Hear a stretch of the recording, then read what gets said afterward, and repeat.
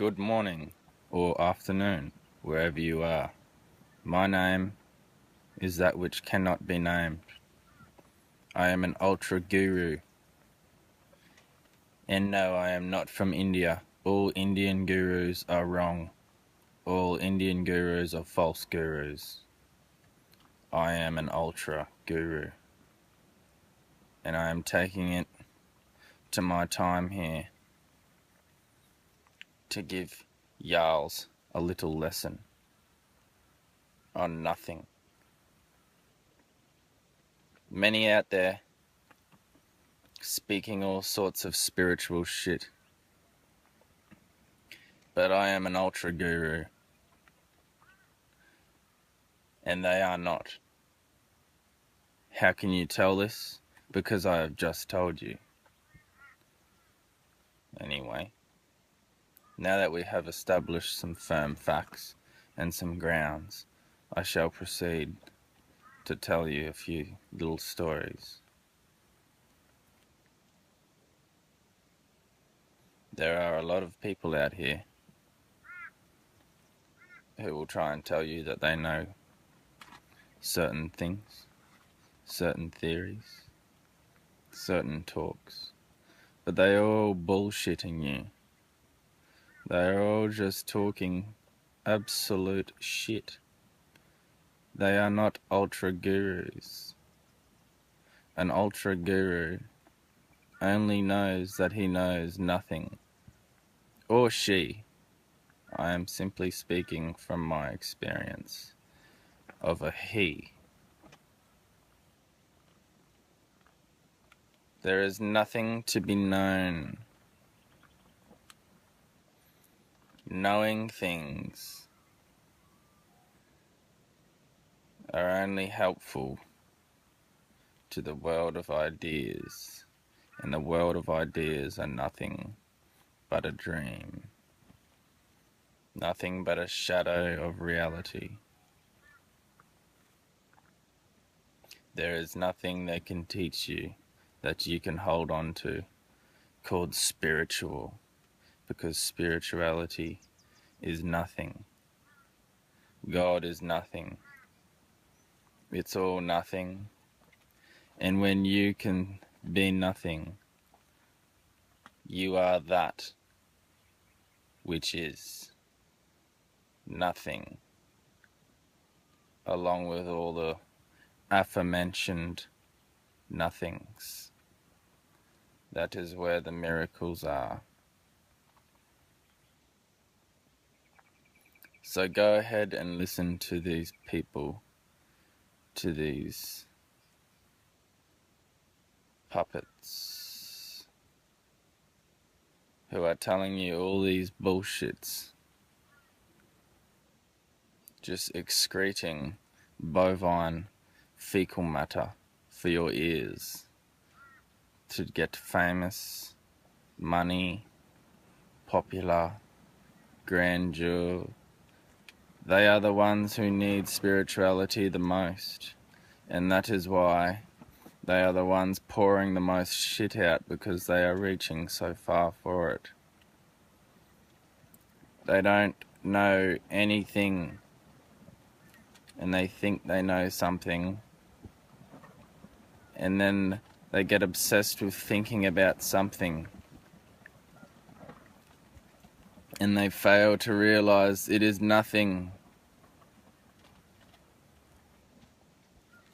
And then they pour it into your ears and try to seem grand. But you know just as much as they do. At the base of everything, at the base of all of it, you know what they know. Whether you know it or not, and they probably don't know it either. But you know nothing, and you are nothing. We are all just simply existing. All of this matters. All of this matter. It's just existing. And you are that which is existing. You are existence. And existence comes from nothingness. It springs out from God. But then again, God is nothing. These people might call themselves Buddhists, and they've read all sorts of scripts. They've read all sorts of books passed down from, 2,500 years ago from a man called Gautam Shakyamuni, whatever his name was. The man knew nothing, and he told a few little stories relating to that nothingness, which is the benediction of existence, is surrendering yourself to nothing, to just simply being with the whole existence, which knows nothing. It is simply existing.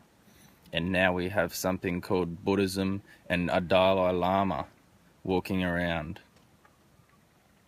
saying he is a holy being, and Buddhist books saying all sorts of things about wish-granting jewels that used to exist, but now, because we aren't quite aware enough, they do not exist anymore, apparently. Yeah, okay. Now that we have a notion of the story of life on Earth, our ancestors' tale, as Dawkins has put it, the notion of evolution. There is no wish-granting jewel. Perhaps back in the day they believed there was. There are no gods running around us. There is nothing. Socrates knew nothing. And he got told he was the wisest man standing on the earth by an oracle of Delphi. And he said, "This is absurd. I know nothing." And she said, "That is why he is the wisest man on earth." How strange. And we have all these Christians, Muslims, all sorts of zms and uns and is. They're clinging to ideas because they're scared of nothing. But there's nothing to be scared of because there's no such thing as nothing. It's all bullshit. Here we are existing. That is all that is to be known, is existence. And what is that? It's nothing, as far as knowledge goes. I am not saying your mind is not valuable. I am not saying your ideas aren't worth anything. They are simply ideas, granting us with technology to allow our physical matter to live in luxury. How beautiful we can live now. We have conquered much technology. We have manipulated nature in quite a magnificent way. We have conquered the world of ideas. The world of ideas is not us. They are a product of our minds, ideas.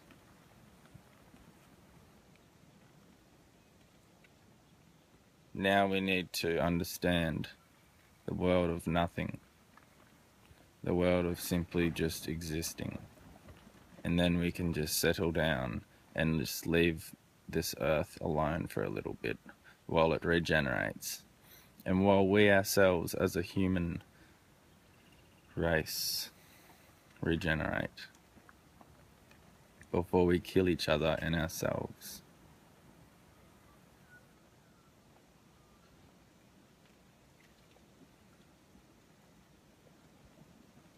Yes, we could kill ourselves. some sort of self-abortive attempt at dominance. We have won the race. Now we need to realize the race was all just in our head.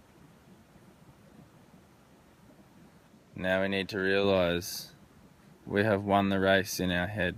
We can calm down now. If we keep going, we're going to keep killing everything else and our very lifeline that we live on.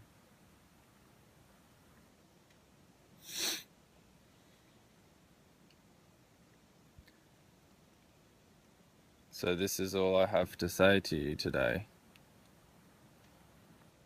Don't worry about what the Dalai Lama is saying if you don't understand. He doesn't understand either.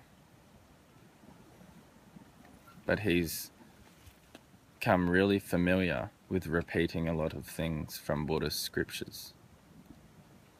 And so has all these other spiritual teachers, all these so-called gurus. They've just spun out all sorts of decorations of nothing. Made it sound a little mystical, little magical, made people go, ooh, I don't know what he's talking about, but he seems to think he knows. Maybe because he knows there is something there, but that something is not a thing. It's simply nothingness. It's simply just being nothing and existing, and that is when the benediction of existence works through a human animal. The only animal that knows it's an animal. That's the only thing special about humans. They have a mind that knows, I am an animal, I am something. The mind can compute, the mind can synthesize such a notion of I am and this recognition, and then we think we are God's favorite. No, we have created God in our minds. That's not where God lives though. God is everything and nothing. Not one thing, but everything. And that sounds contradictory, yes, because the world of ideas never comes to a solid solution when it comes to existence. Only existentially experiencing can give you that conclusion, not reciting Buddhist scriptures, Christian scriptures, Muhammad scriptures, Krishna scriptures. Scriptures?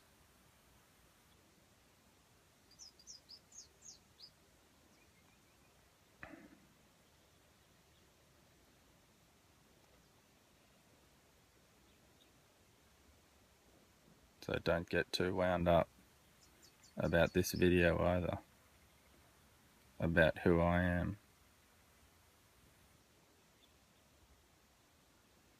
I am nobody.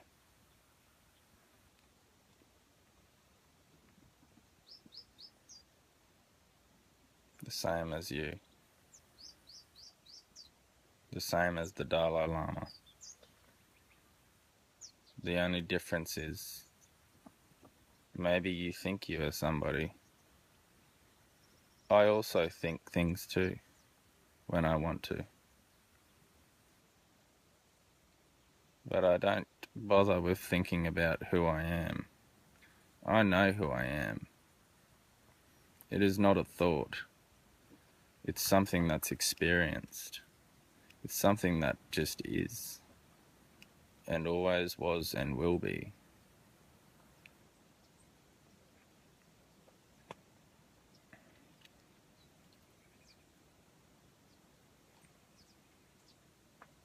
That is all I have for you today.